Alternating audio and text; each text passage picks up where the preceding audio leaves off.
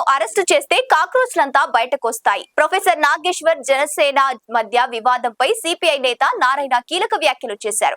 Professor ను arrest చేస్తామని Janasena party వాళ్ళు బెదిరిస్తున్నారు. ఇది ప్రశ్నించే వారి నోరు నొక్కడమనే.